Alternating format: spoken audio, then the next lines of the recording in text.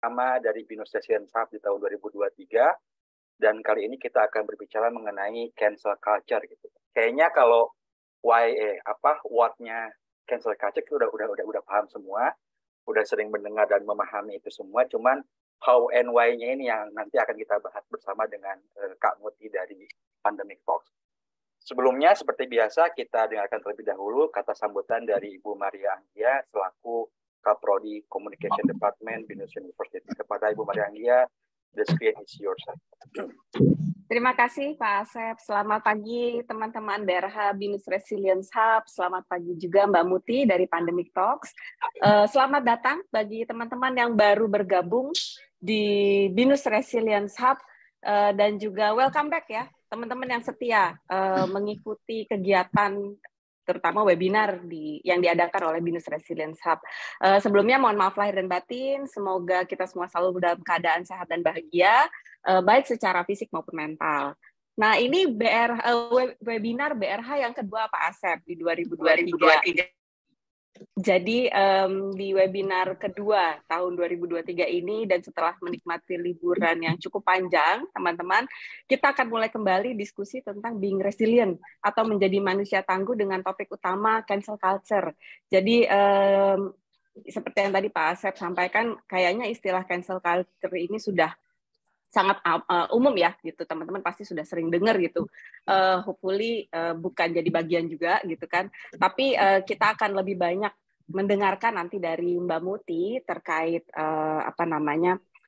bagaimana sih cancel culture ini kemudian menjadi reaksi yang seolah-olah dianggap normal gitu ya, yang umumnya kalau saya lihat, saya perhatikan negatif gitu, dan kita cenderung bisa dengan mudahnya gitu mengomentari, bereaksi tanpa memikirkan terlebih dahulu apa sih sebenarnya yang terjadi, mencari tahu informasi yang lebih detail gitu, dan tanpa juga memikirkan bahwa reaksi-reaksi yang kita berikan terutama di sosial media itu bisa berdampak negatif bagi orang yang menerima atau bahkan bagi orang yang membaca gitu ya.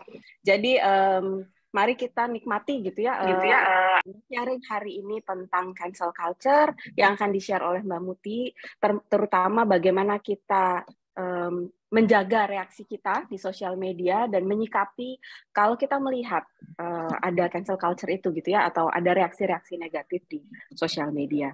Semoga kita selalu bisa menjadi manusia yang resilient, adaptif, dan inovatif. Salam BRH, saya kembalikan ke Pak Asep. Terima kasih. Oke, terima kasih Bu Maria Anggia. Saya kayaknya masih mabok santan ini ya, santan opor, sampai lupa ini udah webinar yang kedua gitu. Mohon maaf. Dan mohon maaf dan batin juga buat semuanya, terutama mungkin yang pernah ketemu dengan saya di kelas gitu ya. Berikutnya ini juga sebetulnya kan agak unik ya, kita baru bermaaf-maafan tapi udah ngomongin cancel culture. Tapi sebenarnya sangat timely, karena kalau teman-teman pakai Twitter misalkan beberapa hari yang lalu ada kejadian di mana seorang kader partai meng-cancel sebuah restoran di rest area yang dianggap terlalu mahal gitu ya. Atau bahkan ada juga fenomena terbaru di mana seorang penyanyi yang cukup terkenal juga di-cancel gara-gara ada kasus pribadi yang kemudian timbul gitu ya ke permukaan. Nah, kita akan, dan ternyata ini kalau kita lihat ke belakang ada kaitan dengan pandemik ternyata sebetulnya gitu ya. Dan sebelum kita ngomongin lebih lanjut dengan Kak Muti, saya akan perkenalkan terlebih dahulu CV-nya terlebih dahulu. Jadi Kak Muti ini kayaknya nggak perlu kenalan lebih dalam ya. Kalau teman-teman ikutin Pandemic Talks, beliau adalah co-foundernya. Selama pandemi kemarin itu adalah sangat aktif untuk menghandle urusan misinformation tentang pandemik misalkan gitu ya. Dan selain itu beliau juga berprofesi sebagai dosen di Indonesian International Institute for Life Science di bidang academic writing, microbiology, genetics, developmental biology, and drug design. Gitu. Namun selain di bidang yang sangat scientific semacam itu gitu ya, Kak Muti juga bekerja sebagai task force hoax teams di Indonesian Ministry of Health, terutama ketika pandemik tahun kemarin. Nah, tanpa berlama-lama, mari kita sambut Kak Muti. Silahkan Kak Muti untuk memperkenalkan diri terlebih dahulu. Baik, terima kasih Pak Asep untuk perkenalannya. Tadi saya juga jadi rada malu sih karena saya juga cukup ngikutin nih isu cancel culture ini ya, dan bisa dibilang saya bukan pakarnya ya teman-teman semua. Saya itu bukan pakar dan saya bukan expertnya cancel culture itu sendiri gitu. Jadi memang karena pengalaman saya beberapa tahun ini di Pandemic Talks, itu jadi mau nggak mau jadi lumayan terinvolve dan jadi masuk ke arus social media dan jadi melihat fenomena itu semua. Nanti kita bakalan ngomongin lagi gitu. Cuma mungkin aku mau halo-halo lagi. Dulu udah pernah ikut ya Pak Asep di acara yang sebelumnya. Tapi kayaknya ngomonginnya topiknya beda sih, masih hubungan sama pandemi juga. Terima kasih banyak undangannya dari Pak Asep, Bu Maria, dan juga teman-teman dari BINUS. Ini suatu kebanggaan, apalagi saya seorang anak sains ya, anak sains yang biasanya itu cuma di lab aja. Biasanya tuh pakai pipet, pakai jas lab gitu kan. Terus karena pandemi, jadi ngomongin COVID, ngomongin yang lain, dan banyak punya teman-teman dari lintas bidang, khususnya apalagi bidang-bidang yang saya sebenarnya tuh awalnya nggak familiar gitu, kayak komunikasi kayak gini. Jadi sekarang bisa ketemu teman-teman, it is such a pleasure. Semoga bisa tukar ilmu, bisa tukar insight, dan please kalau misalnya ada komentar atau mau ngobrol balik atau mau nanya, silahkan ngelakuin aja. Mumpung ini juga lagi awal-awal setelah Lebaran kan ya gitu. Jadi aku ya kemarin juga hari pertama aku kerja tuh aku masih rada lemes gitu ya, masih rada jet lag. Efek kebanyakan makan coto sih kalau aku. Nah jadinya hari ini kita bikin santai aja ya. Boleh kan ya Pak Asep? Hari ini santai-santai aja, ngobrol-ngobrol aja. Kalau misalnya nanti di tengah-tengah slide Bu Maria, Pak Asep, atau misalnya ada teman-teman dosen lainnya yang pengen nimpalin, karena again saya bukan pakarnya komunikasi nih gitu. Jadi welcome aja, silahkan banget sekalian untuk jadi learning experience untuk teman-teman semuanya.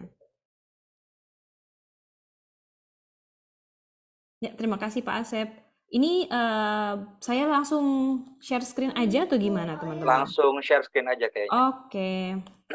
Nah teman-teman, aku izin ini ya, kirim link. Aku ada apa namanya Slido nih. Jadi emang sebenarnya kan udah, teman-teman pasti udah tahu ya kalau misalnya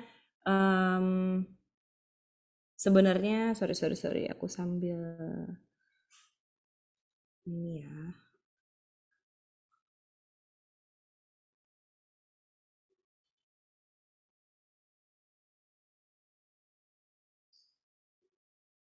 Nah, teman-teman udah pada bisa kah ini?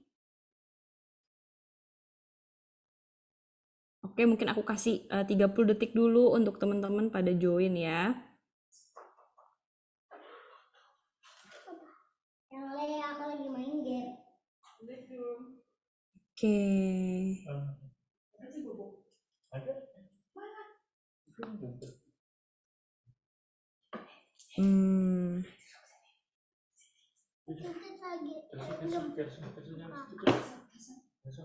Maaf teman-teman ya, ada sedikit gangguan teknis nih.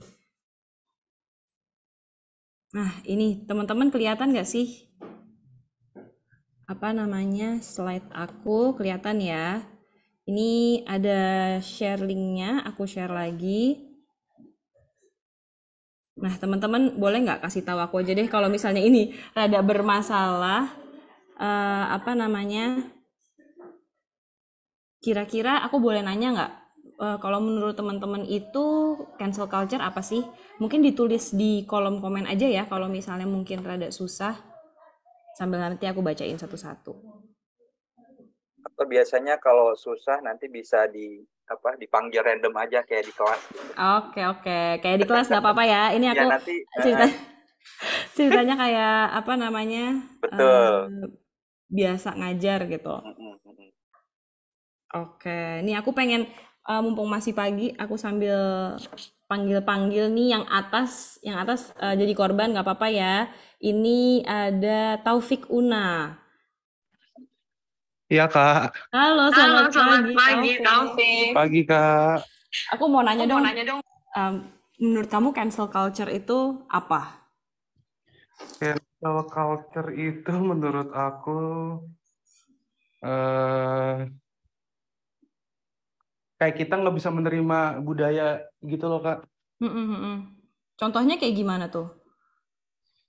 Jadi misalkan mungkin kalau aku bisa kasih contoh, kayak misalkan dulu eh ini kan Indonesia itu kan bukan negara Muslim, tapi kan kita mayoritas penduduknya Muslim gitu Kak.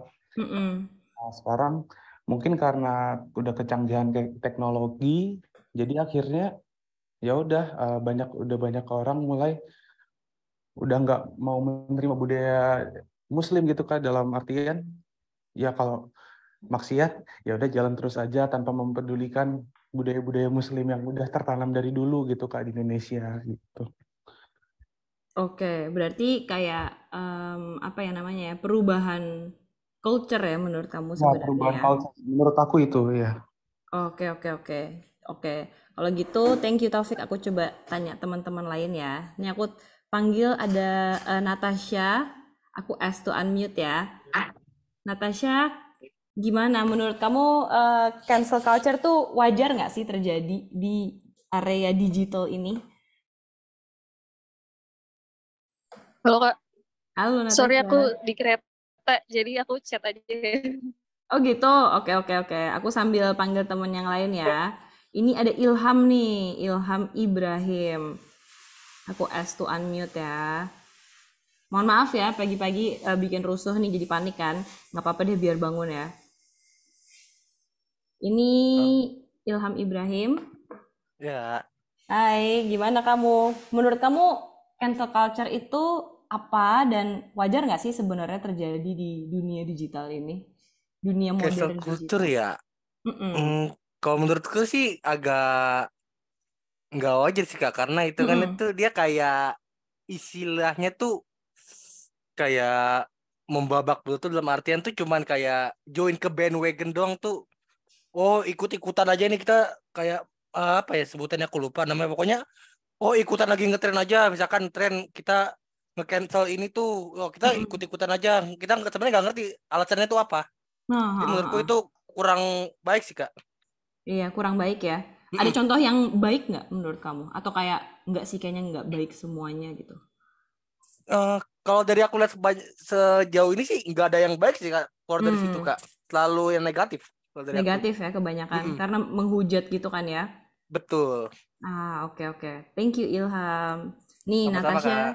Natasha udah nulis juga. Menurut saya cancel culture itu budaya untuk berhenti mensupport seseorang atau sebuah produk karena sebuah kejadian yang dianggap nggak sesuai dengan nilai orang yang mengcancel. Jadi kita nggak setuju sama idenya mereka, nggak setuju sama ideologinya mereka, makanya kita menyuarakan pendapat itu dengan apa ya namanya, mengajak massa gitu kan ya.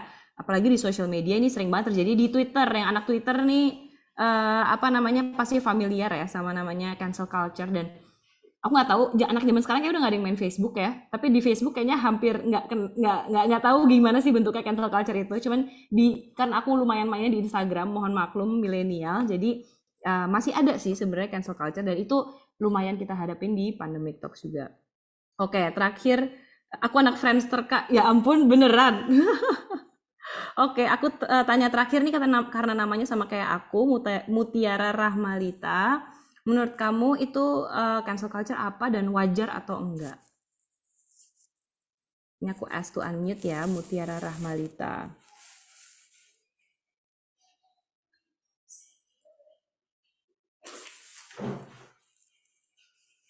Bisa nggak ya Mutiara ya? Oke, sambil menunggu, mungkin aku cari yang namanya sama lagi sama aku. Ada nggak ya? Nggak ada lagi, ya udah aku nyari teman-teman yang lain aja. Ini nih, Jesslyn Hadi. Aku ask to unmute. Menurut kamu apa namanya cancel culture itu apa dan wajar nggak sih sebenarnya itu terjadi? Tapi belum ada respon juga.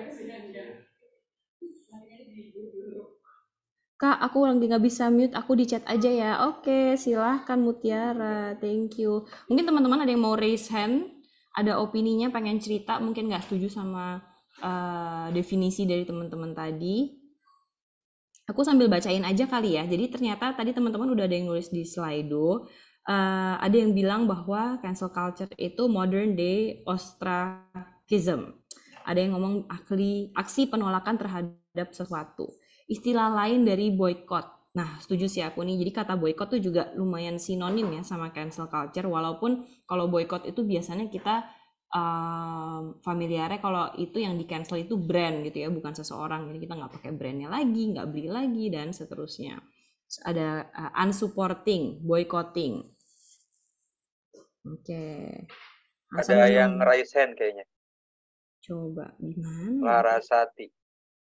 Silakan Larasati kalau mau Oh iya, silakan Larasati. berbicara. Hai Kak, Halo. halo. Iya.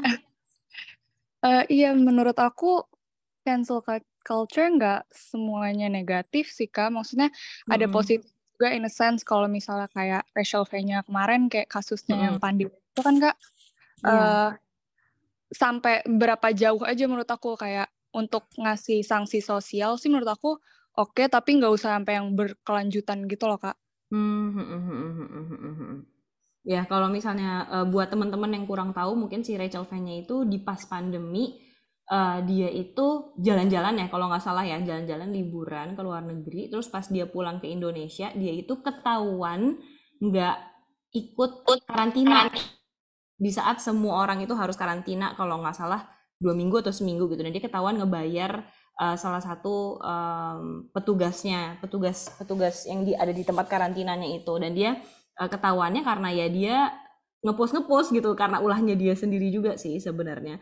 Aku setuju sama Larasati, itu salah satu apa ya namanya ya bukti bahwa nggak semua cancel culture itu negatif, ada juga kok yang positif. Makanya sebenarnya cancel culture itu sekarang bisa dibilang gray area banget. Ini sebuah polemik karena di satu sisi ada positifnya gitu ya, bisa melaporkan orang-orang yang mungkin melakukan sesuatu kesalahan, atau misalnya pihak-pihak yang minoritas, yang termarginalize, itu mereka bisa menyuarakan pendapatnya juga saat mereka tidak setuju tentang sesuatu gitu. Tapi kalau misalnya negatifnya, nah ini udah jelas ya, kita udah tahu banyak banget kejadian di mana orang-orang yang di cancel atau brand atau apa itu sebenarnya karena mereka simply melakukan suatu kesalahan yang mungkin bisa dibilang sepele gitu. Tapi ini juga kan karena spektrumnya cukup besar ya, jadi kita juga makanya perlu resilience itu, makanya ada webinar ini gitu. Nah, Kak Mutiara belum nulis nih, ya udah aku kalau gitu sambil nungguin, aku sambil share slide aku aja ya. Oke teman-teman, jadi hari ini aku ngejelasinnya nggak banyak teks, cuman sambil ngobrol-ngobrol aja. Sekali lagi, aku itu bukan expert untuk si cancel culture ini sendiri. Mungkin aku bakalan ngomongin dari sisi pengalaman aku aja ya selama di Pandemic Talks, dan apalagi di pandemi ini melihat fenomena cancel culture. Nah, kalau yang aku lihat emang cancel culture itu tambah kesini tambah banyak gak sih gitu. Kita buka Twitter, tadinya tuh aku di Twitter buat sambil belajar, apalagi kalau misalnya update sama research artikel itu biasanya lebih cepat sih daripada research artikelnya belum dipublish gitu ya di Google, mereka sama authornya udah ditaruh lagi di Twitter gitu. Aku bisa ngelihat thread-thread seru tentang ilmu, tentang video-video lucu, tentang self development dan seterusnya. Tapi kalau aku lihat sekarang dalam arti beberapa tahun terakhir, kita buka Twitter itu pasti aja ngelewatin sesuatu yang mungkin bisa cancel culture, bisa suatu hal yang provokatif, tapi untuk membenci seseorang atau membenci suatu hal gitu ya, atau suatu isu gitu.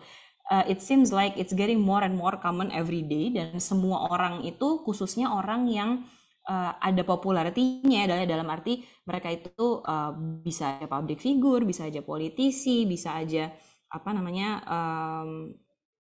bisa aja artis, konten kreator gitu, itu gantian aja sebenarnya, gantian satu persatu di cancel gitu. Dan cancel culture pun terminologinya itu udah lumayan fluid ya menurut aku. Kalau misalnya kita ngebayangin TV show gitu ya, di cancel itu kan artinya kita udah nggak bakalan bisa nonton itu lagi gitu. Dari awal season 2 misalnya di cancel, tiba-tiba kita nggak tahu endingnya kayak gimana. Tapi kalau zaman sekarang yang kita ngomongin cancel culture, bisa aja mereka hari ini di cancel, bulan depan itu orang udah lupa lagi sama kejadiannya apa yang terjadi gitu. Bisa juga karena dia di cancel, efeknya bisa panjang dan sampai ke hukum, bisa rugi secara finansial dan seterusnya gitu.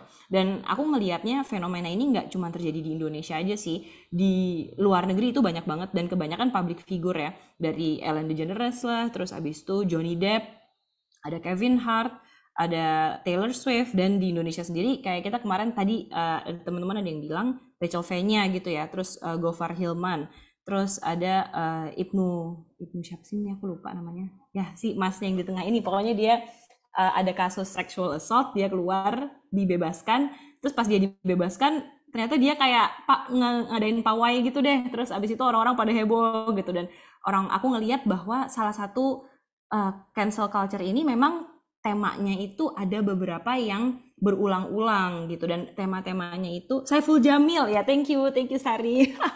Aku tadi mau bilang Ibnu Jamil, tapi kan itu beda orang ya, ntar gue dikira ngegosipin kan, jadi udah nggak usah gue sebut deh gitu. Oke, Saiful Jamil, thank you. Nah, apa namanya, cancel culture ini juga apa ya namanya, ada beberapa recurring theme yang memang cukup sensitif ternyata kalau misalnya kita perhatiin pas pandemi khususnya ya.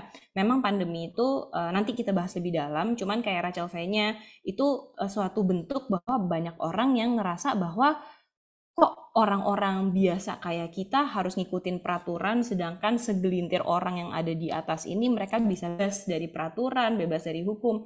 Nah ini nih yang membuat jadi salah satu pematik dan pemicu kenapa orang itu jadi ngelakukan cancel culture ini. Terus ada salah satu topik lagi yang sangat amat common, ini yang kejadian di Gofar Hilman ya, itu adalah sexual assault atau misalnya yang berhubungan dengan kekerasan seksual. Itu adalah salah satu hal yang aku sering banget lihat di cancel culture gitu. Walaupun kejadiannya udah bertahun-tahun lalu, 10 tahun lalu lah, 2 tahun lalu, dan itu kejadiannya mungkin orangnya pas itu kejadian nggak ngelaporin, tapi sekarang itu saat problemnya naik lagi, itu bisa jadi blow up masalah gede gitu. Ini yang terjadi di US tuh, ada juga kasusnya Jeffrey Epstein ya, dia produser terkenal, dia orang dari entertainment yang cukup terkenal gitu.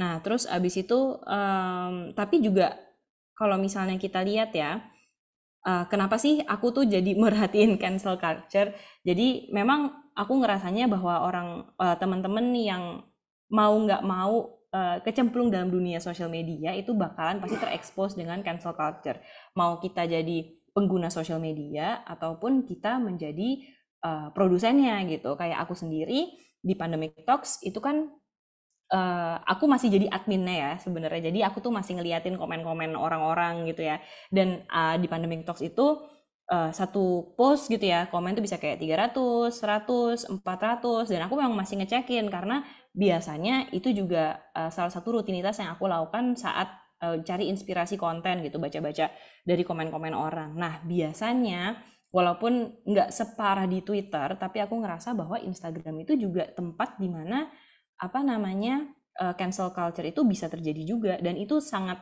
amat aku rasakan di saat pandemi awal-awal. Bahkan mungkin secara nggak langsung aku juga bagian dari cancel culture itu, bikin konten yang mungkin posisinya itu berbeda dari orang-orang lain. Mungkin aku menyoroti ketidakadilan gitu kan, misalnya aku komplain tentang provinsi A atau provinsi B yang misalnya data COVID-nya itu nggak sama, atau misalnya aku menyoroti pejabat yang habis itu mereka prokesnya nggak benar. Aku juga harus jujur bahwa aku bukan 100% suci, aku juga ada di dalam itu, dan dengan traffic Instagram yang cukup tinggi ya, apalagi di Pandemic Talks itu kita 1 bulan aja bisa reach-nya akunnya 5 juta, itu cancel culture atau misalnya sesuatu yang budaya nge-cancel itu pasti aku tuh came across gitu beberapa kali.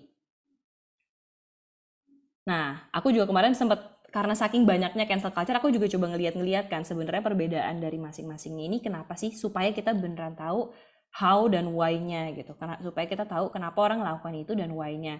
Yang paling yang salah satu yang menarik tuh aku lihat Eminem. Jadi Eminem itu diutarakan bahwa dia mempromot violence against women karena liriknya di lagunya dia yang I Love the Way You Lie itu ada kata-kata ini. If she even tries to leave again, I'm gonna tie her to the bed and set this house on fire gitu. Ini aku lihat di Twitter pertarungannya cukup sengit ya di cancel culture ini, jadi lebih ke milenial versus Gen Z gitu. Milenial opininya bahwa iya sih emang kata-katanya nggak benar gitu, tapi mereka mungkin punya nilai sentimental nih sama Eminem. Mereka ngerasa bahwa mereka grew up sama lagu-lagu Eminem gitu, dan kayak cuman gitu aja kok dimasalahin banget gitu. Sedangkan banyak teman-teman Gen Z yang ngerasa bahwa harusnya kalimat-kalimat kayak gini nggak digunakan di lagu karena ini promote violence against women gitu. Ini aku ada contoh lain lagi. Ini cukup silly sih sebenarnya karena aku punya anak gitu ya. Aku punya anak dan anak-anakku nonton kartun yang aku dulu tonton gitu. Dan Disney itu kemarin salah satunya perusahaan yang sempat kena cancel culture juga sampai sekarang. Dan film-film Disney yang zaman dulu banget, yang 1970 tahunan ke atas kayak Dumbo, Aristocat, Peter Pan itu sekarang kalau misalnya teman-teman lihat di Disney Plus itu banyak sensornya karena ada elemen-elemen sara di situ gitu. Jadi mungkin memang saat film ini dibuat, inklusivitas itu belum menjadi sebuah topik hangat dan topik yang cukup jadi prioritas. Jadi mereka masih ada kayak tokoh, kalau nggak salah di Peter Pan tuh ada tokoh Indiannya, terus penggunaan kata untuk ngedescribe ras tersebut juga kurang baik gitu ya. Di Aristocat juga kalau nggak salah ada beberapa kata yang kurang elok dipakai. Di Dumbo itu jujur aku lupa sih di Dumbo apa, cuman si cancel culture ini nggak cuman bisa ke perorangan loh gitu, tapi juga bisa sampai ke filmnya tuh bahkan film-film anak-anak gitu. Terus contoh yang lagi heboh kemarin itu juga artis Korea ini. Aku jujur bukan anak Korea, jadi nggak terlalu ngikutin sini. Kim Son Ho, sorry ya kalau salah ngomongnya. Cuman ini menurut aku fenomenanya cukup unik karena selama ini di saat cancel culture terjadi itu kan banyak banget orang yang meng-cancel gitu ya, publiknya sendiri tuh mereka main hakim tanpa ada law enforcement, tanpa ada apapun mereka main menghakim aja di sosial media gitu. Mereka bisa komentar macem-macem. Tapi menariknya ini cancel culture itu kan memang berbeda di setiap budaya, dan di Korea itu memang sesuatu yang cukup serius karena budaya mereka yang sangat menjunjung tinggi idola-idolanya gitu. Nah, di artis ini yang terjadi adalah dia berhasil membalikan namanya dia gitu. Biasanya orang yang kena cancel culture itu pasti udah abis deh gitu. Ada yang kayak kemarin yang restoran pas lebaran jadi ditutup gitu kan. Terus abis itu Rachel V-nya dihujat ya, dia dihujat juga sih, tapi dia berhasil membuat keterangan dan membalikan klaim yang netizen buat di dia gitu. Jadi memang yang menarik adalah cancel culture itu berbeda di setiap negara ya fenomenanya gitu. Nah yang paling baru nih aku baru baca di Twitter juga kalau misalnya Amber Heard, tadi malamnya aku lihat Amber Heard bakal officially return sebagai Mina di Aquaman dan Lost Kingdom. Karena fenomena cancel culture ini juga banyak yang ngerasa bahwa cancel culture itu nggak equal loh, nggak sepenuhnya itu demokratis, nggak sepenuhnya itu menjadi media yang tepat untuk menilai seseorang juga gitu. Terus abis itu salah satu contohnya itu di kasusnya Johnny Depp dan si Amber Heard ini. Buat teman-temannya sekilas info, ini Johnny Depp kemarin sempat ada kasus di mana dia dituntut ya kalau nggak salah sama Amber Heard, tuntutan cerai, dan kayaknya cerainya hubungannya nggak kurang baik gitu deh. Tapi yang terjadi adalah si Johnny Depp ini karena di cancel sama masyarakat internet, dia itu sampai kehilangan kontrak pekerjaannya yang nilainya tuh $22 juta gitu. Ya banyak banget ya, gue nggak mau ngekaliin berapa, yang jelas banyak banget. Tapi ini nggak equal, walaupun akhirnya mereka masuk ke ke hukum dan Johnny Depp-nya itu menang, dia bisa memulihkan namanya di publik, tapi oposisinya yaitu Amber Heard-nya ya dia tetap aja tuh nggak kena efek dari cancel culture itu.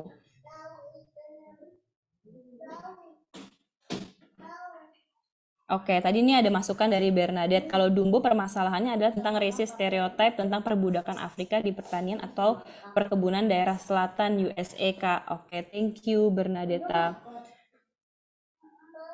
Nah, terus habis itu banyak kan ini kalau misalnya kita lihat bahwa sebenarnya cancel culture itu kadang-kadang efektif mendapatkan goalnya gitu ya supaya orang tersebut beneran di cancel. Ada juga contoh-contoh di mana cancel culture ini sebenarnya pengaruhnya juga nggak ada gitu.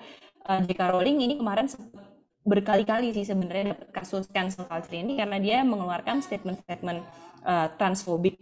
Nah, tapi kalau misalnya kita lihat, malahan setelah dia di cancel ini, sales dari buku Harry Potter ini malah naik, khususnya malah di UK gitu. Mungkin juga karena di UK sendiri fansnya hardcore J.K. Rowling gitu ya, atau mungkin juga mereka ada yang setuju sama pendapatnya J.K. Rowling, makanya sales bukunya tuh tetap aja loh naik gitu. Jadi ini menarik banget. Beberapa hal yang aku perhatiin adalah satu, cancel culture itu nggak selalu efektif.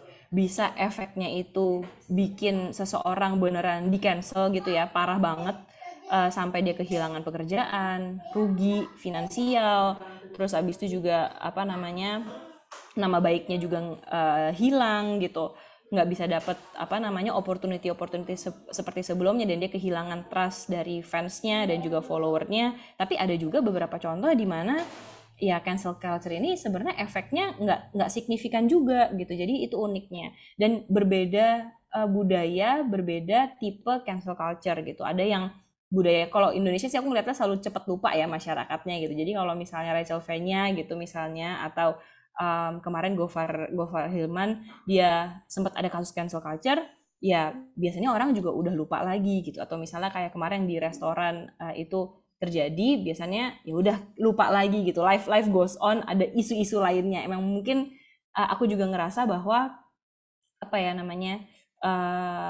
cancel culture itu sebenarnya is here to stay sih, dengan banyaknya arus informasi yang ada, media sosial yang terus silih berganti gitu ya, itu ada aja dan kayaknya nggak akan slow down gitu. Walaupun ya kalau menurut aku sih harusnya slow down ya, karena kayak nobody is perfect. Terus juga banyak isu-isu cancel culture itu karena satu kesalahan aja, dan percaya deh semua orang kan punya kesalahan gitu. Nah, satu hal yang aku juga perhatiin adalah kasus-kasus yang tadi aku sebutin itu juga semua terjadinya di saat pandemi gitu. Jadi sebenarnya ada nggak sih pengaruh dari pandemi ini ke cancel culture? Kenapa cancel culture ini juga jadi endemik ya, jadi endemik gitu. Aku berharap teman-teman di sini ada yang mau bikin penelitiannya, karena aku mencoba mencari datanya, baca research papernya gitu nggak ada. Jadi aku berharap teman-teman dibantu sama Bu Maria, sama Pak Asep dan dosen-dosen lainnya bisa bikin gitu ya penelitian kayak hubungannya cancel culture dengan pandemi, terus habis itu trennya dan seterusnya gitu. Cuman ini lebih ke pengamatan anekdotalku aja ya, yang sehari-harinya bermain sosial media gitu. Memang aku ngerasa akhir-akhir ini, khususnya 2-3 tahun ini, jadi naik cancel culture ini. Hampir setiap hari orangnya itu beda-beda aja, mau internasional, Indonesia dan seterusnya. Isunya pun berbeda-beda gitu. Dan menurut aku salah satu hipotesisnya adalah saat pandemi itu kan, khususnya apalagi saat lockdown ya. Saat lockdown orang itu banyak yang mengalami perubahan drastis di kehidupannya. Banyak event yang di-cancel. Event itu dalam arti pekerjaan, event-event pekerjaan ya, kayak wedding, terus abis itu orang rencananya mau liburan jadi nggak bisa liburan sama sekali. Ada orang yang harusnya pindah kerja jadi nggak jadi pindah sama sekali. Ada orang yang biasanya ekstrovert keluar ketemu teman-temannya jadi harus di rumah terus. Ada yang kuliah, kayak mungkin teman-teman semua kemarin kuliah ngalamin kan kuliah online beberapa tahun gitu, yang tadinya udah excited pengen ketemu teman baru, ngerasain rasanya jadi maba di kampus itu kayak gimana, ngecengin teman-teman yang cakep gitu kan, jadi nggak jadi karena lockdown gitu. Dan lockdown itu put a strain on a lot of people menurut aku. Dari event-event banyak yang di-cancel, banyak perubahan di kehidupan, banyak juga orang yang jadinya tuh lari ke sosial media untuk mencari hiburan. Dan harus kita akui ya, orang itu mencari hiburan tuh beda-beda kan. Ada yang mencari hiburan dengan lihat video lucu, ada juga yang mengasah kreativitas gitu ya, misalnya bikin video atau bikin konten, tapi ada juga yang ngeliatin drama gitu, ngeliatin drama dalam arti drama cancel culture itu, atau komentarin sesuatu, masuk ke diskursus cancel culture yang ada di social media gitu. Jadi memang apa namanya, menurut aku cancel culture ini naik karena pandemi gitu. Dan satu hal lagi juga, di saat pandemi itu kan banyak orang yang sebenarnya tertekan, stres, mungkin karena kehilangan pekerjaan, ada juga yang memang sakit. Apalagi kita juga banyak kehilangan keluarga kan di saat pandemi, ada yang orang tua yang tiba-tiba meninggal, ada yang keluarga yang tiba-tiba meninggal, itu pasti ada pengaruhnya kepada stres. Nah, terus aku jadi merasa bahwa memang pandemi itu breeding ground untuk cancel culture.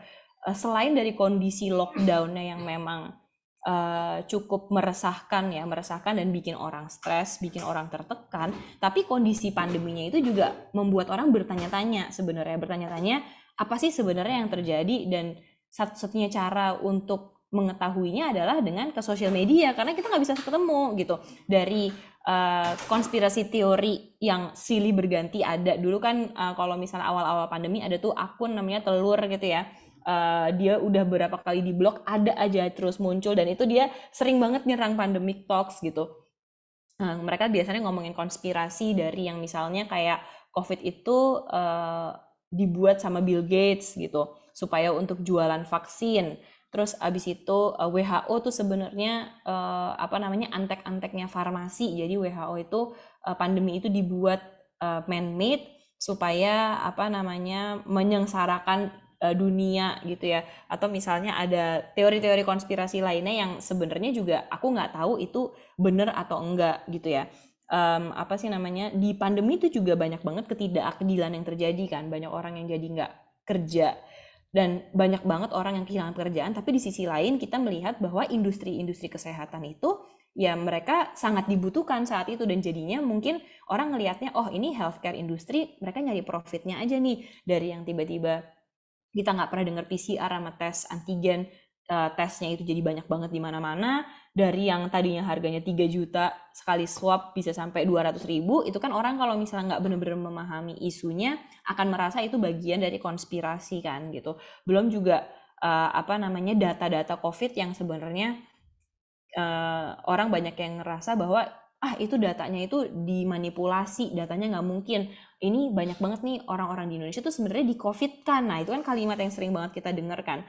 Dan di kolom komentar Pandemic Talks itu sering banget ada bahwa bapak ini meninggalnya bukan karena COVID, tapi COVID-nya bukan yang membunuh dia, tapi dia lagi sakit jantung terus kebetulan COVID gitu kan. Jadi kesannya angkanya COVID itu di Indonesia misalnya tinggi banget gitu.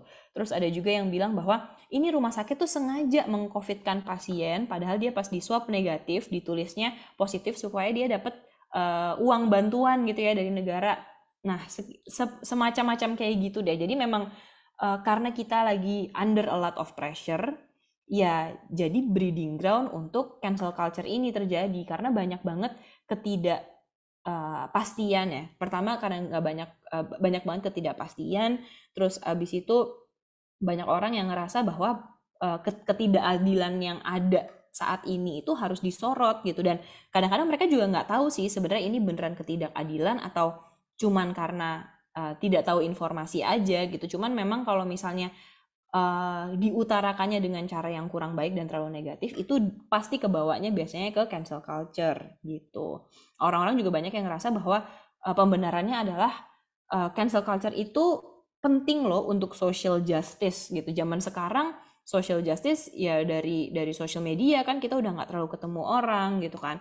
Ada juga yang bilang bahwa ini tuh power trip gitu. Jadi kayak pengen nunjukin aja kalau gue itu berkuasa di sosial media, gue punya suara gitu ya, gue punya opini, gue tuh didengar. Apalagi nih kalau misalnya ngelakuin cancel culture itu orang-orang yang followernya juga udah banyak gitu.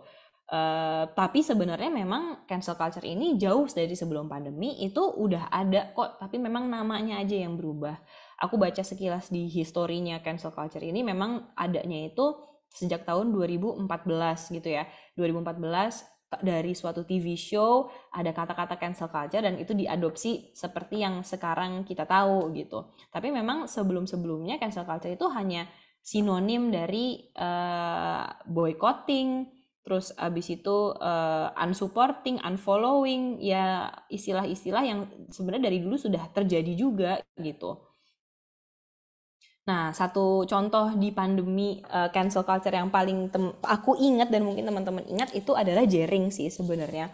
Si Jering ini cukup unik karena dia tidak setuju dengan keadaan yang terjadi gitu. Dia nggak setuju kalau misalnya COVID itu beneran ada. Dia nggak setuju kalau misalnya vaksin itu bekerja. Dia nggak setuju kalau misalnya WHO itu melindungi dan punya best intention masyarakat gitu ya. Dia juga nggak setuju kalau misalnya virusnya itu beneran ada gitu. Dia percayanya bahwa virusnya itu disebabkan oleh hal lain, bukan SARS-CoV-2 gitu. Dan dia ini cukup vokal sih, menurut aku ini salah satu contoh cancel culture yang terjadi di Instagram saat itu gitu, bukan di Twitter.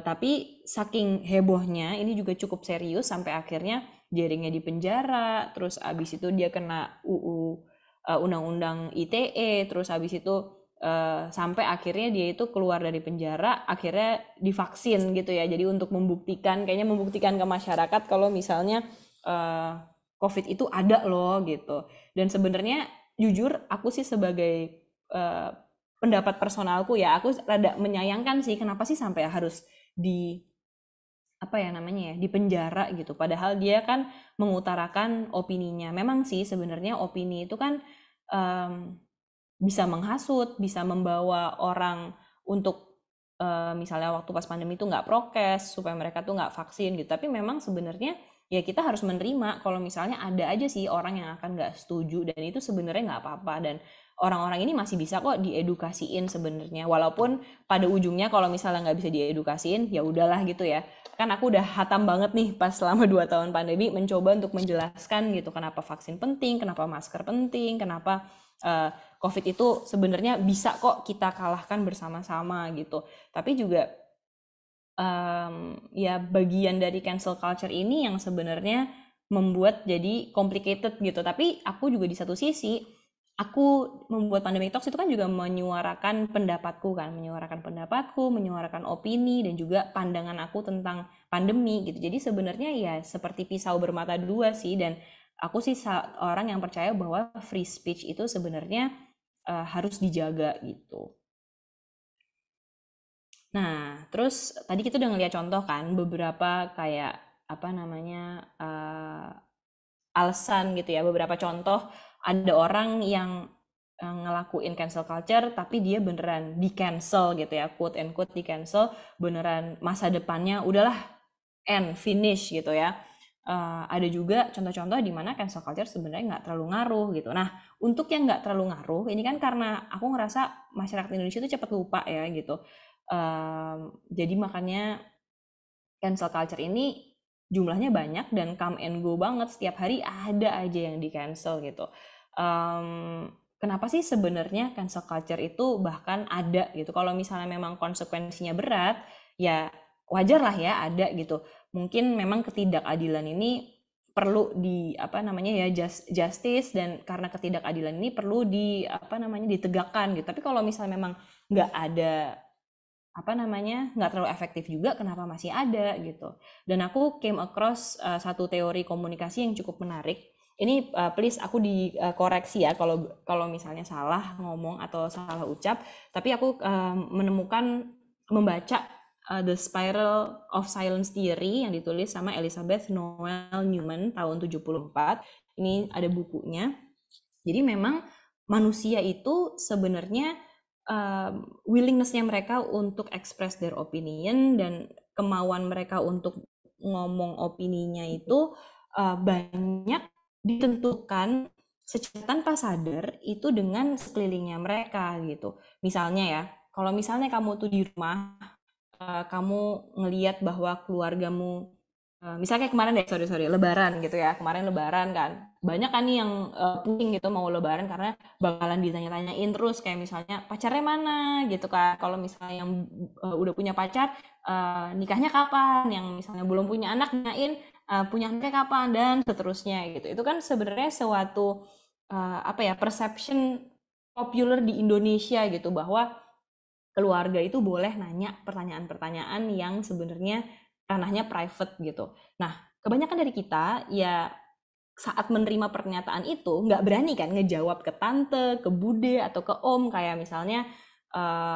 ngeluarin opini yang kontroversi. Misalnya kayak kita sebenarnya nggak pengen punya anak gitu ya, pengen child free.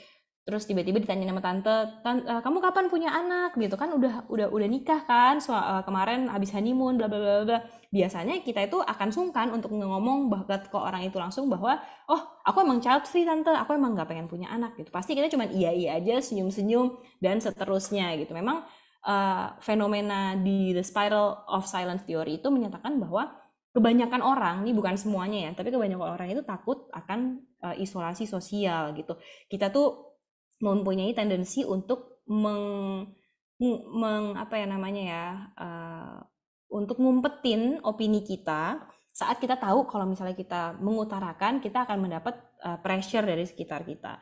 Dan in contrast, sebaliknya orang akan mengutarakan opininya di saat mereka yakin mereka akan memiliki support publik gitu. Nah, seperti pengalaman yang dialami bude-bude dan tante-tante itu, di social media juga hal yang sama. Kalau misalnya kita ngerasa bahwa opini kita nggak akan diterima masyarakat, kita bakal diam aja. Tapi di saat kita ngerasa bahwa opini kita itu akan disupport publik, kita akan tambah bersuara. Nah, ini yang bikin the spiral of silence itu sendiri ya. Jadi malah spiraling gitu. Sesuatu yang mungkin kontroversi, orang mungkin nggak akan setuju, itu tambah diem aja. Sedangkan sesuatu yang seperti cancel culture itu, yang mungkin dia tahu nih kalau misalnya gue menyuarakan ini akan didukung, jadi itu tambah tambah banyak dikeluarkan oleh banyak orang, terus akan jadi ya efek bola es gitu ya, snowballing effect, dan jadinya malah tambah kuat gitu opininya di social media. Dan ini yang membuat makanya mengapa mass media itu punya decisive influence yang sangat besar sebenarnya di publik opini gitu. Jadi makanya yang berada bahaya di social media dan cancel culture itu adalah di saat kadang-kadang apalagi kayak aku gitu ya megang social media, di saat publik menemukan misalnya salahnya kita, salah ini aja, salah nulis, typo, salah citasi, itu bisa di attack-nya kayak kita tuh bener-bener jahat gitu. Jadi ya mungkin juga karena pas pandemi ya banyak yang stres, jadi salah satu cara untuk meluapkan emosinya itu juga melalui social media dan melalui komentar gitu. Itu sih yang sangat disayangkan menurut aku. Jadi salah satu teori yang bisa menggambarkan kenapa sih cancel culture terjadi itu mungkin ini ya. Jadi ya seperti yang teman-teman tadi bilang juga, itu bandwagon effect. Jadi banyak orang juga sebenarnya nggak ngerti isunya, tapi ya ikut-ikutan aja karena mungkin dengan mereka ikut meng-cancel suatu orang, ngomongin hot topic atau gosip, ini mereka jadi ngerasa bahwa mereka tuh belong di suatu grup gitu. Mereka belong bahwa oh kita punya opini yang sama nih bersama-sama gitu. Dan manusia memang makhluk sosial yang tidak mau terisolasi dari itu semua gitu. Nah, ini juga ada teori ya, social cancelling atau cancel culture itu polanya sebenarnya sama-sama aja. Kalau misalnya teman-teman mau perhatikan, ini sorry tulisannya rada jelek, cuman cukup bagus sebenarnya proses dari social cancelling ini. Jadi di lingkaran yang pertama ini, semoga teman-teman ngelihat mouse aku ya, tapi kayaknya enggak sih. Cuman di lingkaran pertama ini ada canceller. Jadi ini proses yang terjadi saat canceling itu terjadi dan dialami oleh orang yang cancel. Mereka mungkin menerima transgression, ada sesuatu yang suatu value atau political atau sosial yang beda sama mereka, terus suatu value-nya ini membuat mereka tuh mengeluarkan respon negatif gitu. Nah, respon negatifnya ini bisa aja jijik, marah, takut, atau misalnya moral outrage gitu ya. Dan emotional negatif ini responsnya kalau misalnya nggak kita selesaikan dengan baik, itu biasanya keluar menjadi action gitu. Nah, si punitive actionnya ini bisa terjadi masuk ke social media gitu. Jadi dalam bentuk insult, shaming, harm reputation, dan seterusnya. Jadi biasanya si canceling ini masuk ke social media, dan ini membuat social contagion tadi. Jadi itu menular gitu, karena satu orang misalnya beropini tentang suatu hal, orang-orang di sekeliling lainnya merasa bahwa mereka setuju dengan ide itu, mereka merasa bahwa kalau misalnya mereka menyuarakan pendapatnya juga akan banyak yang mendukung. Nah, ini bisa efeknya ke dua hal gitu ya, bisa ke harm atau no harm, atau misalnya social contagion ini kalau misalnya bisa sangat besar gitu ya, spreadnya wide, itu bisa ke efek canceling ini. Tapi kalau misalnya social contagionnya ini scope-nya kecil, mungkin yang nge-support nggak banyak, ya itu bakal die out aja sih. Jadi spread-nya nggak akan terlalu besar, menyebarnya nggak akan terlalu besar. Nah, yang paling unik di social canceling atau apa namanya cancel culture ini memang biasanya tidak ada legal prosesnya gitu. Jadi nggak ada formal governance procedure. Jadi memang semuanya ini terjadi dari publik aja, dari publik ke publik, dari masyarakat ke masyarakat aja. Seorang satu-satu aja gitu. Dan ini cancel culture bisa terjadi di individual, grup, organisasi, atau perusahaan. Nah, ini beberapa masalah dari cancel culture sebenarnya apa sih? Paling penting menurut aku tuh yang harus jadi perhatian, kita tuh harus sadar bahwa sebenarnya cancel culture itu oke lah ada, nggak bisa dihindarin dan ada di sekitar kita. Tapi most of the time itu nggak target underlying issue-nya dan nggak menyelesaikan problemnya. Jadi problem misalnya kayak restoran tadi yang Pak Asep ceritakan ya, yang harganya tuh mahal gitu. Harganya mahal. Orang-orang jadi nge-cancel restoran itu kan, nge-cancel, inget ya nama restoran ini, jangan mau makan di sana gitu kan. Terus efek lebih besarnya adalah, udahlah makanya lain kali kalau misalnya lagi lebaran atau liburan hari besar lainnya, jangan makan di tempat lokal, karena tempat lokal itu bisa ngasih harga seenak-enak mereka.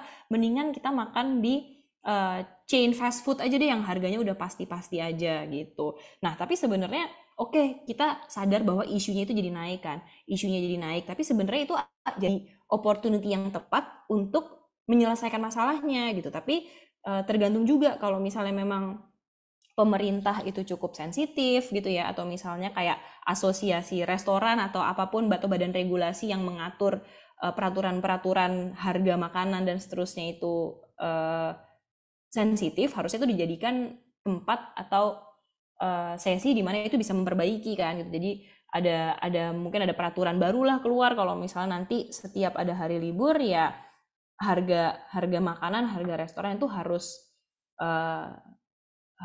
stabil atau harus apa gitu. Atau misalnya kemarin yang restoran yang Pak Asep juga mention, ternyata ada yang mencoba ngecek di Gojek, ternyata harganya emang mahal gitu. Jadi dia di cancel, dituduh menaikkan harga, padahal sebenarnya harganya itu memang udah di sananya mahal karena sesuai harganya dengan yang ada di Gojek gitu. Jadi emang itu sebenarnya masalahnya mahal aja, tapi dia jadi kena hujat, diasumsikan bahwa harganya dinaikin gitu. Nah, itu contoh yang barusan itu adalah sebenarnya problem kedua, which is adalah canceling is glorified bullying gitu. Sebenarnya tanpa kita ngecek dua kali, ngecek informasi yang kita terima, itu orang langsung menyuarakan aja gitu keluhannya mereka semua. Dan keep in mind, mungkin memang mereka pernah mengalami kejadian serupa ya.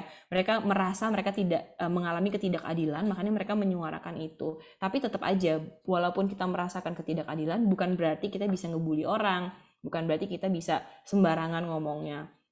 Yang ketiga, canceling perpetuates a mob mentality, di mana orang itu bakalan percaya dan melakukan behavior itu perilakunya sesuai dengan karena ngerasa orang-orang tuh ngelakuin hal yang sama gitu. Ini si bandwagon effect itu juga ya. Jadi memang aku ngerasanya bahwa untuk terhindar dari cancel culture itu mendingan kita fokus aja deh. Kalau misalnya memang isunya ada, oke, ada, tapi gimana cara menyelesaikannya ya? Bisa nggak sih kita turut serta menyelesaikannya tersebut gitu. Pas di Pandemic Talks, aku merasa bahwa banyak hal itu nggak bisa kita selesaikan sendiri. Pandemic Talks kan juga sering ngebahas tentang isu-isu masalah yang ada di daerah-daerah gitu kan. Kita tahu kita bukan Pemda, kita bukan anaknya Pak Jokowi, kita bukan pemerintah, kita bukan anaknya Opung Luhut juga. Jadi kita nggak punya, bisa dibilang kita nggak punya kuasa atau kita nggak punya perpanjangan tangan untuk mengubah sesuatu gitu. Misalnya data COVID ini ada yang beda nih gapnya, kita nggak bisa ngapa-ngapain gitu. Nah, solusinya sebenarnya daripada kita ngelakuin cancel culture, berusaha deh kasih bisa ngebantu dengan hal lain deh, mau isunya ini dinaikkan atau isunya ini disampaikan ke orang yang bisa merubah itu, ngasih masukan dan seterusnya. Walaupun memang menaikkan masalah aja itu udah cukup sih menurut aku sebenarnya. Nah, terus how to avoid being cancelled gitu, daripada pusing kan ya gitu. Pak, aku yakin banyak dari teman-teman di sini ada yang pakai social media, mungkin juga ngeran social media kayak aku gitu ya, punya beberapa campaign dan seterusnya. Tipsnya sih sebenarnya share with care. Jadi selalu keep in mind bahwa sebelum kita type sesuatu, ya kita pikir-pikir dulu lagi deh, bermanfaat atau enggak sih komentar kita ini, bakalan menyulut api nggak sih gitu, apakah hanya cuman bikin emosi aja. Karena kita bisa sih meluapkan emosi di sosial media, tapi emosi itu bukan berarti fakta, itu cuman opini aja gitu. Terus kedua, post with purpose. Ada purpose-nya nggak kamu ngepost sesuatu di sosial media? Apakah mau mengedukasi, atau mau bikin rame aja, atau mau cari temen? Ya semuanya itu macam-macam, cuman harus ada purpose-nya. Terus yang ketiga adalah steer clear of hot button topic. Jadi memang ada topik-topik yang cukup sensitif, misalnya agama, sara, ras, terus habis itu sexuality, hal-hal seperti itu. Menurut aku kalau misalnya nggak pengen di cancel culture, ya udahlah, nggak usah menyentuh hal-hal seperti itu gitu. Atau misalnya sekarang yang lagi heboh nih apa ya, ya masih itu sih ya, sara sih kebanyakan. Terus yang keempat adalah interpretation of humor may vary widely gitu. Jadi kadang-kadang kita cuma pengen ngelucu gitu ya, atau misalnya mengeluarin sarkasme, tapi kita harus ingat bahwa social media itu audiensnya gede banget. Kalau misalnya kita lagi di rumah di meja makan sama orang tua, terus kita bikin dark jokes, dark humor, atau kita nyeleneh dikit, oke lah ya gitu, yang denger cuma keluarga aja. Tapi kalau di social media itu audiensnya besar sekali, dan kita nggak bisa beranggapan bahwa semua orang bisa menerima apa yang kita katakan gitu. Di Pandemic Talks juga aku ngerasanya bahwa nggak jarang kok kita bikin kontroversi karena kita mengutarakan sesuatu gitu. Tapi memang harus hati-hati, itu dia, harus ada purpose-nya, harus ada care-nya. Kita harus keep in mind, ini kita udah mikirin banyak orang nggak ya gitu, pandangan orang-orang. Dan yang kelima paling penting itu adalah apologize if you make a mistake gitu. Untungnya orang Indonesia tuh banyak yang cepat lupa, jadinya udah minta maaf aja. Itu sebenarnya menurut aku adalah cara paling baik kalau misalnya kita udah masuk ke kasus dimana kita akan di cancel atau kita ada di keributan di social media itu. Nah, yang paling sering ini sih sebenarnya dialami. Kalau misalnya kita ngerasa pengen ngehujat orang, atau misalnya kita pengen nge-cancel seseorang, coba deh pertanyakan dua hal ini ke diri kita dulu. Yang pertama, orang yang kita lihat komennya nyeleneh atau nyebelin atau sesuatu, ini orang punya history ribut online nggak ya gitu, atau emang pengen kontroversi? Jangan-jangan ya mereka itu cuma pengen ribut aja gitu, kayak misalnya Jerings, terus abis itu banyak deh artis-artis lain yang memang keberadaannya online itu kebanyakan cari ribut. Kalau misalnya mereka adalah repeat offender, udahlah daripada ribut sama mereka gitu ya, mendingan simpan aja energi kamu. Terus pertanyaan kedua adalah, mereka open to a peaceful debate nggak ya? Nah ini yang sering dialamin Pandemic Talks sih, di kolom komen gitu ya, misalnya kita nge-update, jangan lupa vaksin booster untuk lansia. Wah itu pasti ada aja yang ngomong kayak, Min dapat duit berapa dari Bill Gates gitu, Min dapat di endorse ya sama antek-antek global gitu-gitu deh. Nah biasanya sih most of the time itu kita biarin aja ya, kita ignore aja. Tapi itu juga membuktikan bahwa orang tuh mungkin sebenarnya melakukan komentar itu karena mereka beneran nggak tahu gitu. Kita kan nggak tahu perspektifnya mereka gimana gitu. Mungkin mereka itu sebenarnya hanya perlu diedukasi aja dan lama-lama mereka akan mengerti, dan di saat mereka mengerti mereka nggak akan mengeluarkan komentar-komentar itu sendiri gitu. Karena Pandemic Talks juga punya sejarah canceling nih sebenarnya. Jadi kalau misalnya kita dulu pas awal-awal pandemi, di saat kita nemu komen-komen yang aneh gitu ya, aneh dalam arti kita dikira antek-antek lah, global apa gitu, itu biasanya kita pin. Nah, tapi setelah aku perhatiin, ternyata setelah kita pin, itu orang yang ngebaca post itu, dan kita bilangnya tuh kayak duta Pandemic Talks gitu ya, follower-follower Pandemic Talks yang cukup militan, itu bakalan nge-tag orang yang ngomongnya aneh-aneh, yang ngomongnya tentang konspirasi gitu-gitu. Nah, itu kan menurut aku juga bagian dari cancel culture kan gitu, dan itu bisa komennya ratusan deh, mereka bisa ribut di situ gitu, dari konteksnya yang ngomongin masalah sampai akhirnya ya merembet kemana-mana gitu, dan itu udah nggak kita lakuin lagi karena kita tahu efek psikologisnya canceling ini apa gitu, dan itu nggak enak banget. Karena aku sendiri pun personal pernah gitu ya, kayak di Pandemic Talks, jadi orang emang sengaja sih nyari-nyari kesalahan, jadi kayak dicari-cari. Waktu itu lagi lockdown, terus abis itu aku main ke rumah saudaraku, dan di rumah saudaraku itu aku nggak pakai masker gitu, ada fotonya. Nah itu fotonya di blow up, ada orang bikin akun sendiri, terus wah dihujat sama banyak orang, dikirim ke Jerings apa-apa dan lain-lain gitu deh.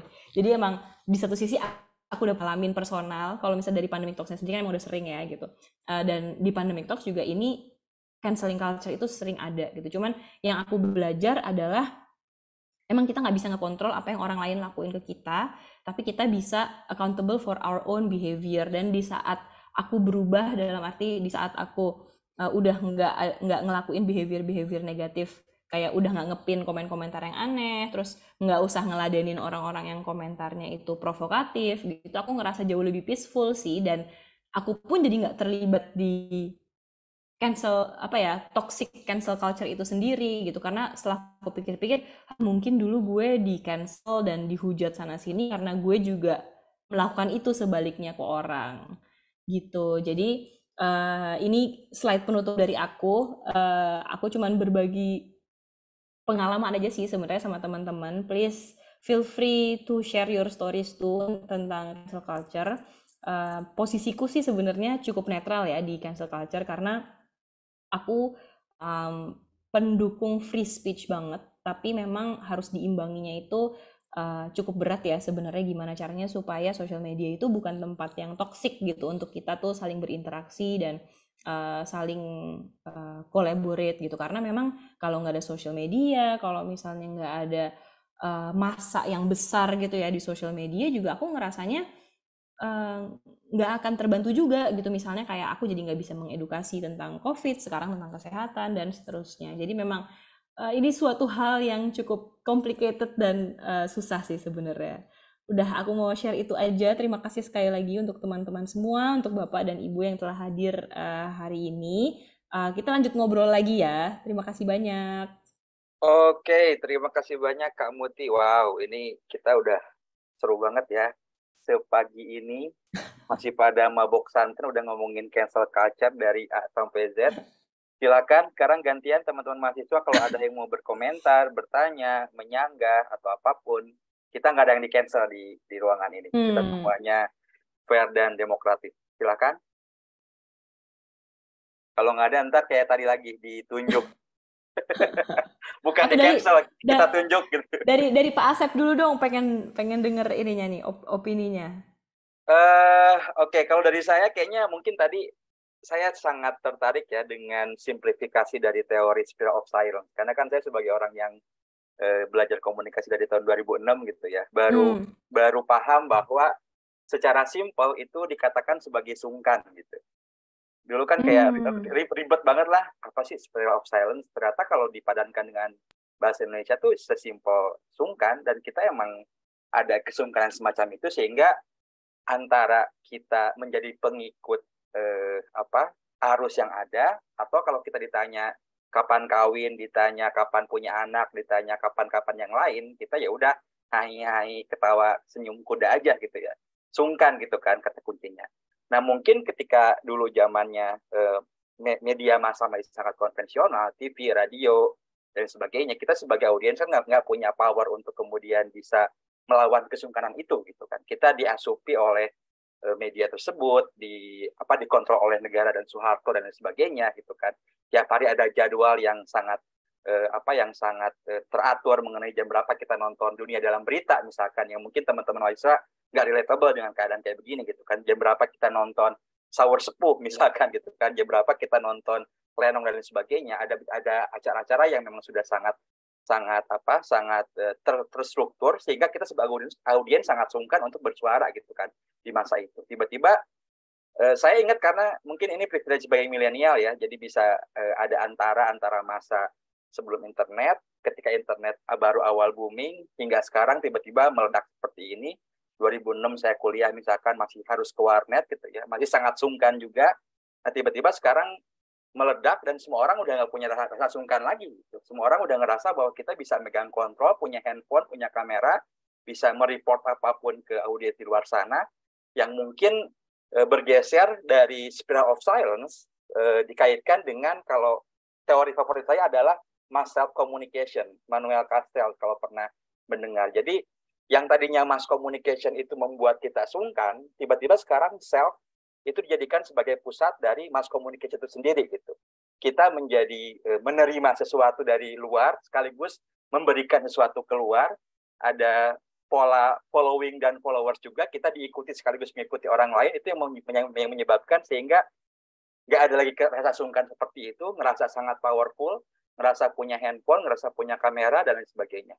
Itu aja sih kalau komentar dari saya gitu yang terkait dengan spiral of silence. Dan once again, thank you udah menerjemahkan itu sebagai sungkan gitu. Itu sesuatu yang baru saya pahami di tahun 2023 sebetulnya setelah belajar komunikasi dari tahun 2006 gitu, seperti itu. Dari teman-teman dosen atau mahasiswa yang lain mungkin? Kalau mahasiswa masih agak malu, mungkin Bapak Ibu dosen silahkan. Ada yang mau berkomentar? Boleh saya Pak Asep? Ya, silakan Bu Amia. Sebenarnya saya komentarnya adalah mau ngajak teman-teman mahasiswa nih, justru ngajak teman-teman mahasiswa untuk ngulik, untuk berpikir. Oke, ini menarik sekali nih istilahnya cancel culture. Ada dan kemudian tadi terima kasih Mbak Mutiara udah ngajak-ngajak bawa-bawa ke spiral of silence. Jadi ada urusan klaster kultur dan klaster media di sini. Coba deh teman-teman mahasiswa elaborasi lagi, cari tahu, belajar lagi.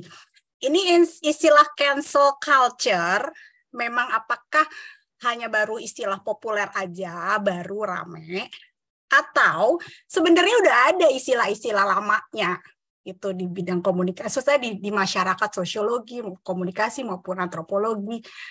Itu protes, sama nggak dengan protes, sama nggak dengan boykot, gitu kan. Nah, kalaupun memang misalnya, oke, ada perbedaan gitu, karena perbedaan mediumnya gitu, medianya sekarang ada sosial media gitu kan. Nah, seberapa berbeda gitu kan, apa sebenarnya sama saja istilah tersebut. Dan kemudian itu di level cancel ya, coba teman-teman mahasiswa berpikir dan cari tahu gitu. Kemudian kedua adalah culture, cancel culture. Apakah perilaku ini, protes, kemudian ngeboikot gitu, itu udah menjadi culture nggak sih? Apa sih elemen-elemen culture? Coba dilihat lagi elemen-elemen culture. Apakah sudah masuk ke kategori culture? Di situ ada aturannya, ada normanya, ada ritualnya, dan sebagainya. Jadi kalian bisa mengkritisi secara konseptual istilah-istilah yang ramai beredar gitu di era sosial media ini untuk dikembalikan. Hey, kalian pakai istilah baru, coba pikir dong, ini sebenarnya udah ada yang lama atau apa. Maksudnya kalian bisa berdialog lah untuk istilah-istilah baru, atau memang benar-benar ini sesuatu yang baru. Sesuatu yang baru yang memang bisa menjadi satu konsep yang baru. Oke, kedua, ketika dihubungkan dengan spiral of silence, ini untuk mahasiswa ya, spiral of silence.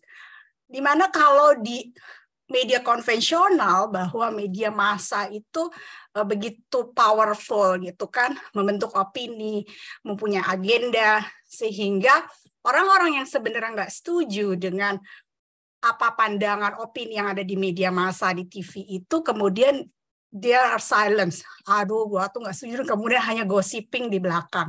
Dan kemudian one day mereka dari gosip-gosip itu kemudian mereka menjadi ramai dan banyak.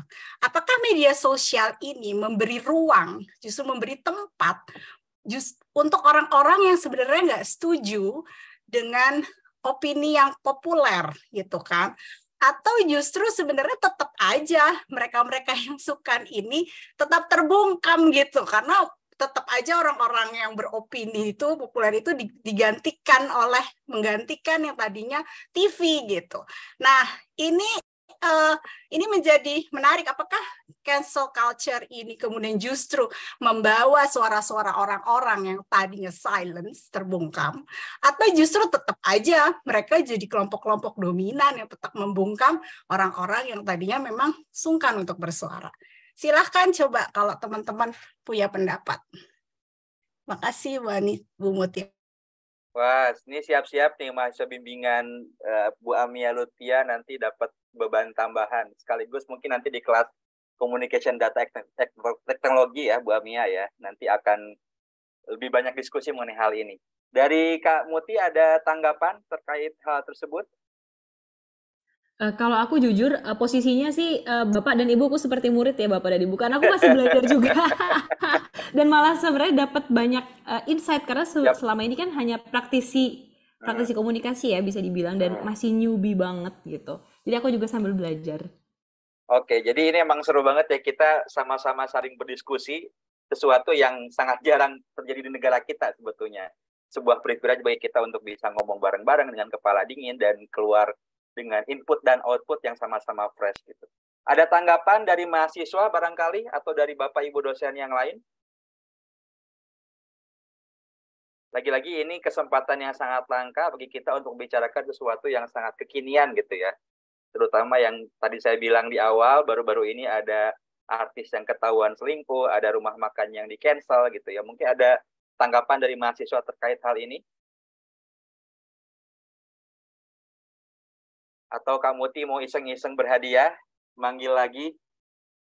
Boleh. Aku mau ini aja sih, cerita juga. Aku kan orangnya lumayan introvert ya sebenarnya gitu. Sebenarnya kalau misalnya nggak ada media sosial ya, mungkin aku nggak akan berani menyuarakan opiniku gitu. Jadi aku punya kecurigaan juga dan merasa bahwa banyaknya suara sekarang itu karena suaranya itu nggak cuma suara vokal yang kita keluarkan dari mulut gitu ya, tapi suara dari tertulis gitu. Karena sebelumnya saat belum ada media sosial ya, media untuk menyuarakan opini nggak banyak, apalagi opini yang singkat-singkat gitu. Kalau dulu kan mungkin kita harus nulis gitu ya, kayak Pak Asep gitu, nulis artikel di Jakarta Post gitu kan. Nah kan nggak semua orang itu bisa ngelakuin itu gitu. Nah tapi dengan adanya sosial media itu jadi mudah banget sebenarnya untuk ngejudge orang, mudah untuk menilai sesuatu, mengkomentarin segala hal yang positif dan negatif juga. Aku mungkin akan coba. Kalau teman-teman nggak mungkin sebel sama aku kan, soalnya kan nggak ketemu. Jadi kalau aku panggil ya udah pasrah aja ya gitu. Ini ada yang namanya lucu nih, namanya Francis. Aku nggak tahu kalau jawabnya panggilnya salah apa benar. Francis Viviani. Mungkin tanya tanggapannya kali ya. Tuh, halo Kak. Aku izin lewat chat ya. Oke, sambil menunggu Francis ngechat, ini menarik ya tadi pola pikir dari perspektif sebagai seorang introvert. Karena mungkin lagi-lagi kalau kita dulu di masa sebelum internet, kita kan ketika ngomong jadi spotlight gitu. Harus antara kita ngirim surat pembaca yang prosesnya lama, atau kita diundang ke televisi, diinterview, ditonton banyak orang, sehingga opini kita tuh harus siap untuk dijudge, kita harus siap menjadi manusia yang tidak anonim sama sekali gitu ya.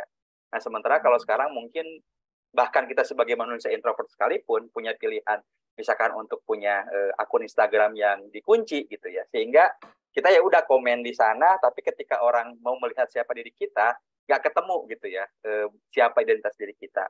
Atau bahkan mungkin yang paling canggih adalah akun alter, akun telur gitu ya, yang bahkan akuntabilitasnya tidak bisa kita pertanggungjawabkan gitu ya. Sementara dulu kita bisa melihat siapa pembicaranya, berbicara mengenai apa, siapa dirinya gitu ya. Sekarang kita bisa melihat purely hanya opini seseorang, hanya pendapat seseorang tanpa melihat siapa dirinya karena dia akun telur gitu ya, karena dia akun alter misalkan dan lain sebagainya. Ini suatu juga yang cukup menarik lagi-lagi.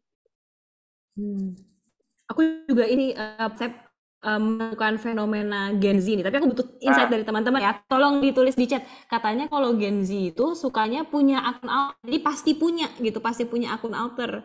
Padahal di akun aslinya juga kalau di Instagram aku lihat kan Gen Z sukanya ngepostnya Instagram story kan. Jadi fotonya cuma dikit di feed, tapi Instagram story-nya rajin gitu. Bener nggak tanggapannya kalau misalnya Gen Z tuh suka punya akun alter gitu, harus punya. Dan kalau misalnya memang punya, kenapa sih? Apakah itu ada hubungannya juga sama cancel culture? Atau mungkin ada yang pengen cerita? Aku tunggu ceritanya ya teman-teman ya. Aku sebagai milenial yang berusaha mengerti ini soalnya. Nah ini lagi kalau ada yang ngomong ditunjuk aja Kak Muti siapa gitu. yang mau berbicara mengenai akun alter. Ini Francis boleh kalau misalnya mau ngomong. Atau ini ada juga nih, ada Daniela Clara Lukman. Boleh tanggapannya tentang cancel culture dan juga akun alter itu. Kenapa sih orang-orang tuh menurut kamu punya akun alter dan itu turut mendukung cancel culture nggak sebenarnya? Ya. Daniela Clara sama Francis. Masih ditunggu ya.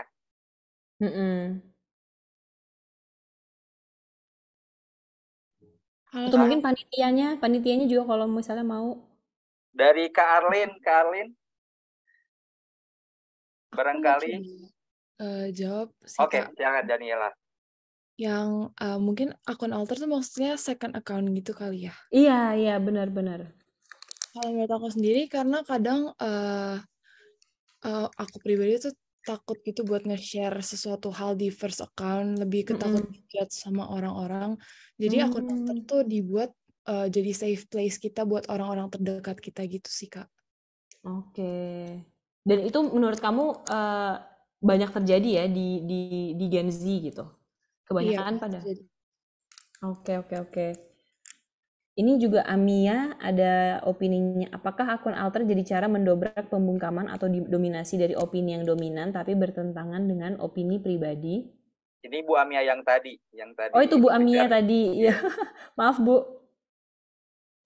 Enggak apa-apa, maksudnya justru mau tanya sama teman-teman mahasiswa, kalau pada punya second account itu emang jadi cara untuk mereka kan mungkin silent, introvert atau apa, itu justru cari cara, itu jadi cara gitu kan, jadi menarik ini bahwa kita bisa mengkritisi bahwa situasi sosial media sekarang nih spiral of silence nih udah nggak terlalu relevan lagi loh, orang-orang tuh udah punya cara sendiri untuk keluar dari pembungkaman, untuk keluar dari silence itu gitu ya.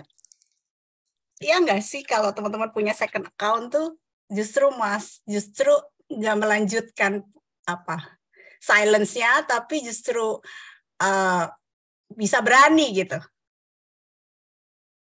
Tadi kayak Daniela udah sedikit berbagi pengalaman ya mengenai akun alter, bahwa itu bisa menghindari judgmental seseorang di luar sana sehingga dia bisa mengungkapkan secara lebih bebas di situ. Jadi mungkin to some extent tuh malah bisa mendobrak opini publik yang mainstream, tapi pada saat bersamaan kita sebagai seseorang yang hidup di lingkungan yang punya banyak aturan, safe dari judgmental semacam itu gitu pada akhirnya. Jadi bisa dikatakan kayak jalan tengah yang mungkin ya bisa dibilang sementara gitu ya, yang kita tidak tahu akan sampai kapan ini tren second account dan tren cancel culture itu akan berlangsung lama gitu. Seperti itu. Ada lagi? Nah, ini ada Francis. Silakan Kak Muti dibacakan. Aku bacain ya. Berdasarkan penjelasan kakak dan pengamatan aku merasa bahwa cancel culture itu sudah jadi semacam fenomena yang normal terjadi. Alasannya kan setiap orang pasti punya value tentang suatu hal atau perilaku orang lain. Jadi misalnya ada kelakuan yang dianggap menyimpang, biasanya orang bakalan pakai value mereka untuk mengevaluasi perilaku figur yang bersangkutan. Dari evaluasi tersebut, nggak jarang juga yang milih untuk ngasih pendapat kalau figurnya itu harus di-cancel. Makanya menurut aku itu hal yang wajar karena nggak bisa dihindari juga dan setiap orang punya persepsi sendiri soal suatu hal. Terus kan kalau keroyokan biasanya orang lebih berani, apalagi di social media yang pakai akun palsu. Cuma menurut aku lebih baik kita juga coba cari informasi yang lengkap soal suatu kejadian sebelum ngejudge atau ikut menyuarakan canceling. Jadi nggak sekedar ikutan mayoritas aja, itu dari aku. Terima kasih diskusinya. Terima kasih, Francis.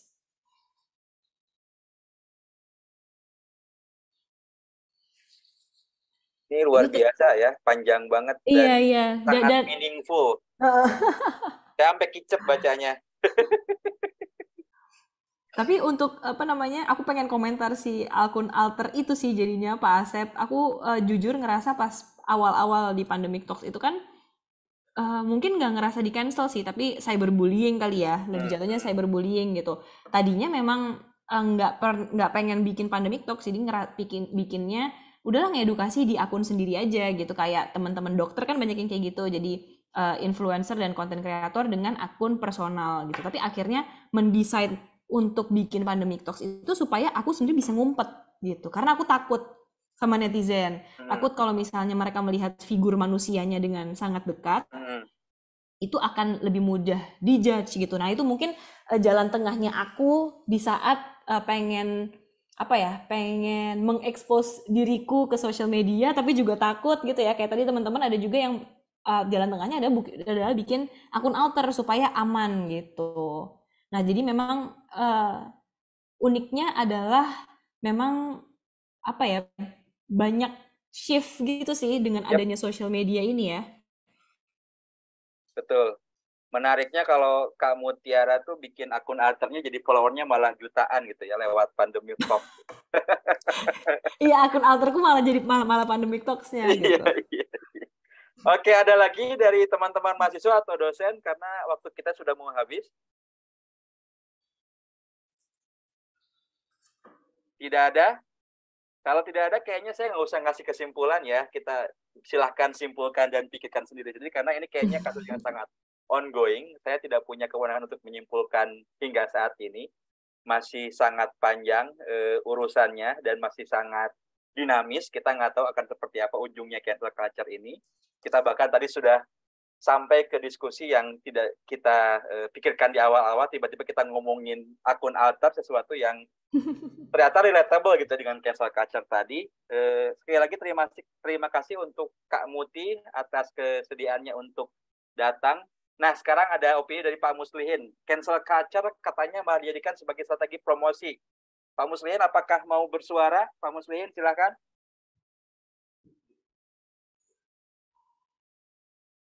Halo? Oh, mungkin lagi di jalan ya Pak Muslihinnya ya? Enggak Pak, saya enggak perlu. Nggak perlu? Oke. Lanjut aja. Ya, terima kasih Pak Muslihin. Nah, karena saya tidak perlu menyimpulkan, sekarang kita foto bareng-bareng. Silakan yang bisa menyalakan kamera, dinyalakan terlebih dahulu, karena ini sesi paling seru ya so far dari Binus Resilience Hub. Jadi harus kita abadikan keseruan kita siang ini.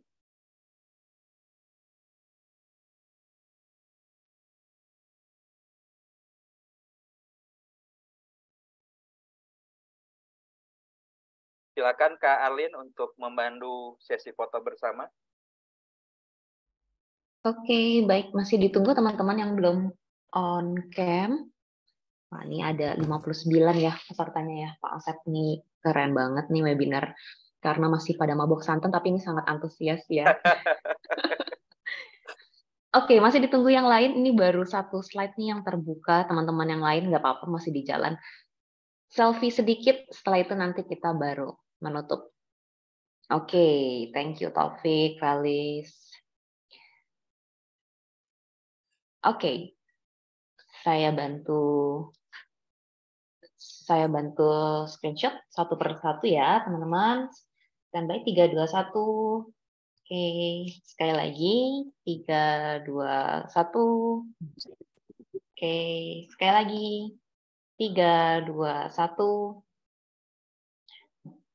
Slide terakhir, 3, 2, 1. Oke. Terima kasih semuanya. Terima kasih Mbak Muti. Terima kasih Kak Terima kasih Arlin. Pak Asep Terima kasih juga. Mbak Muti, Pak Asep, dan teman-teman Ya, semua. Kak Terima kasih Muti. Bapak Ibu dan teman-teman semua. Terima kasih sudah partisipasinya ya.